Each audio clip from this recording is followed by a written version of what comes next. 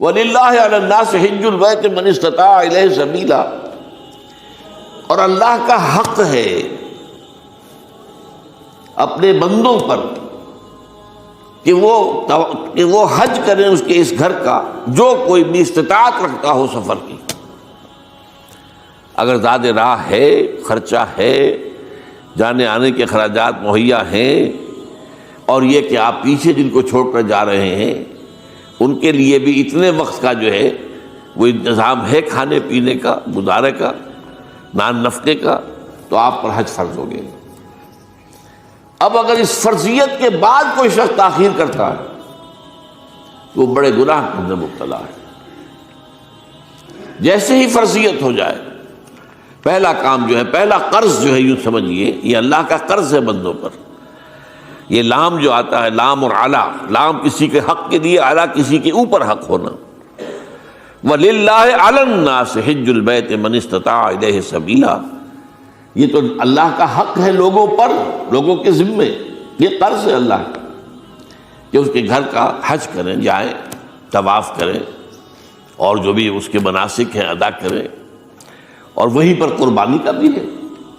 لِيَشْهَدُوا مَنَافِعَ لَهُمْ وَيَذْكُرُوا اسْمَ اللَّهِ فِي أَيَّامٍ مَّعْلُومَاتٍ عَلَىٰ مَا رَزَقَهُم مِّن بَهِيمَةِ الْأَنْعَامِ فَكُلُوا مِنْهَا وَأَطْعِمُوا الْبَائِسَ الْفَقِيرَ، اسی کے اندر جو ہے مناسک کے اندر قربانی بھی ہے۔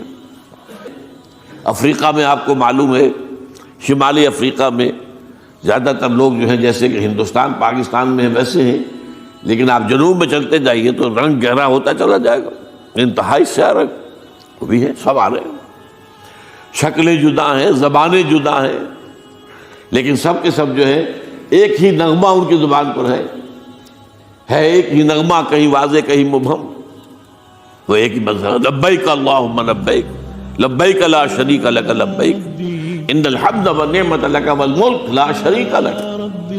اب یہ ترانہ ہے، توحید کا ترانہ ہے، اور گونج رہی ہے اس وقت، آپ اندازہ نہیں کر سکتے کہ وہ پوری سرزمین گونج رہی ہوگی اس ترانے کے ساتھ، کیونکہ تھوڑی دیر کے بعد نئے قافلے داخل ہو رہے ہیں۔ ابھی ایک قافلہ جو ہے اس نے سعی مکمل کی ہے، اس میں شامل ہو گیا، بلکہ اس کے دوران ہی ابھی اس کا ختم نہیں ہوا کہ تیسرا قافلہ چلا رہا ہے۔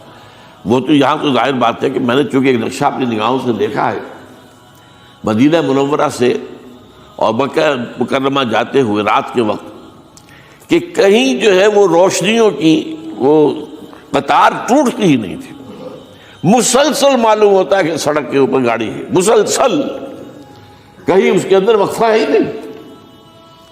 اتنے بڑے پیمانے پر لوگ جمع ہو رہے ہیں، زبانیں جدا ہیں، ایک دوسرے کی زبان نہیں سمجھتے، لیکن ایک زبان اور بھی ہوتی ہے جو بغیر بولے سمجھ میں آتی ہے، اس سے معلوم ہوتا ہے سب کے لیے محبت ہے، ہمارے بھائی ہیں، تمام مسلمان ہیں۔ بعض کے اندر یہ محبت کا جذبہ زیادہ ہے۔ ترکوں میں انڈو پاکستان کے لوگوں کے لیے بہت محبت ہے۔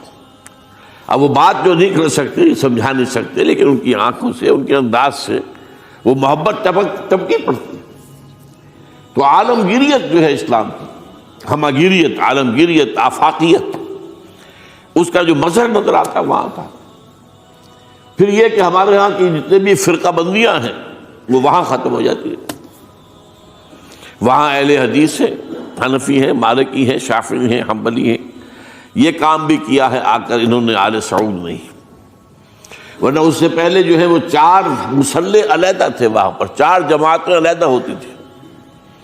یہ حنفی مصلی ہے، یہاں پہ حنفی امام ہے وہ پڑھائے گا، یہ شافعی مصلی ہے، شافعی امام ہے وہ نماز پڑھائے گا۔ تو یہ جو ایک تفریق تھی وہاں بھی موجود تھی، انہوں نے ختم کیا، ایک امام کے پیچھے جماعت ہوگی، اسی میں حنفی بھی ہیں، مالکی بھی ہیں، شافعی بھی۔ کچھ ہیں لوگ جو زیادہ، جن کے اندر کچھ زہر زیادہ گھل گیا ہے فرقے واریت کا، وہ پھر نہیں نماز پڑھتے، وہاں پر محروم رہتے، اس کی فضیلتوں کو چھوڑ کر جا کر کہیں اپنے جو ہے گھروں پر جہاں ٹھہرے ہوئے وہاں جا کے نماز پڑھ لیتے ہیں کہ یہ جو ہے وہابی ان کے پیچھے ہماری نماز نہیں ہوتی۔ لیکن نہیں، عام طور پر ایسا نہیں ہے، عام طور پر سب لوگ جمع ہیں، نماز پڑھ لیں۔ اور ایک سب سے بڑا مشاہدہ جو ہوتا ہے، جو مجھے سب سے پہلے ہوا تھا پہلے حج میں، یہ 1962 کی بات ہے، تو میں نے محسوس کیا یہ نماز کے اندر اختلافات جو ہیں اسلام مسلمانوں میں صرف اتنے ہیں کہ جس سے جماعت نہیں ٹوٹتی. اختلافات ہیں، رفع یدین ہے یا نہیں ہے، آمین بالجہر ہے یا نہیں ہے، اختلافات تو ہیں، لیکن جماعت نہیں ٹوٹتی. وہ جو ڈرل ہے، ڈرل جیسے کہ ڈرل ہوتی ہے، آرمی پریڈ ہو رہی ہے، وہ ڈرل ختم نہیں ہوتی. ایسا نہیں ہے.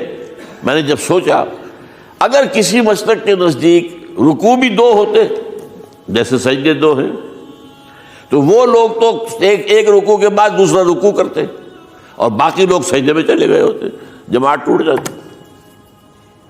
یا اگر کسی کے نزدیک ہر رکعت کے اندر جیسے رکوع ایک ہے، سجدہ بھی ایک ہی ہوتا، تو کچھ لوگ تو ایک سجدہ کر کے کھڑے ہو جاتے ہیں اور دوسرے لوگ جو ہے دوسرا سجدہ کر رہے ہوتے ہیں، جماعت ٹوٹ جاتی.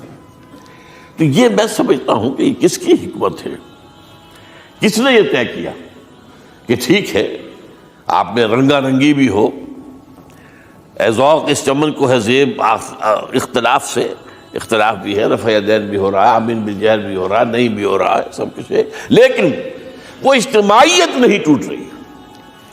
یہ وہ یوں سمجھیے کہ یہ زندہ معجزہ ہے اسلام کا کہ 1400 برس بیت گئے ہیں اور کتنے بڑے علاقے میں یہ اسلام پھیلا ہے، اور یہ کہ مختلف مسالک وجود میں آئے، اس میں کوئی شک نہیں ہے. حنفی ایک علاقے کے اندر آپ کو ملیں گے صرف شافعی، ہندوستان کا بھی مغربی ساحل کے صرف شافعی ملیں گے آپ کو. اس سے آگے آپ جائیے، چونکہ یہ عرب تاجروں کے ذریعے سے ایمان لائے ہیں، یہ لوگ سری لنکا کے لوگ ہیں، انڈونیشیا کے لوگ ہیں، ملیشیا کے لوگ، سب شافعی ہیں. ہندوستان میں چونکہ اوپر سے شمال سے آیا ہے اسلام، یہ ترکوں کے ذریعے سے آیا ہے، اور وہ کٹر حنفی تھے، یہاں حنفیت آئی. ترک جو ہے کٹر حنفی، یہ ترکی تو تھے جو آئے تھے. یہ کون تھا؟ محمود غزنوی کون تھا؟ سبکتگین کون تھا؟ الپتگین کون تھا؟ بختیار کاکی کون تھا؟ قطب الدین بختیار، یہ کون تھے؟ سب ترک. اور ترک بھی کون؟ غلامان، خاندان غلامان یاد کیجئے. لیکن بہرحال ان کے ذریعے سے جو اسلام ان کے ساتھ آیا ہے وہ خالص حنفی اسلام، کوئی حرج نہیں. وہاں جا کر سب جمع ہو جاتے ہیں ایک وحدت کے اندر. تو یہ چند مشاہدات وہاں کے ہوتے ہیں جو ہماری ظاہری آنکھوں کو بھی نظر آ جاتے ہیں، جس کا کہ قلب کے اوپر بڑا گہرا اثر پڑتا ہے.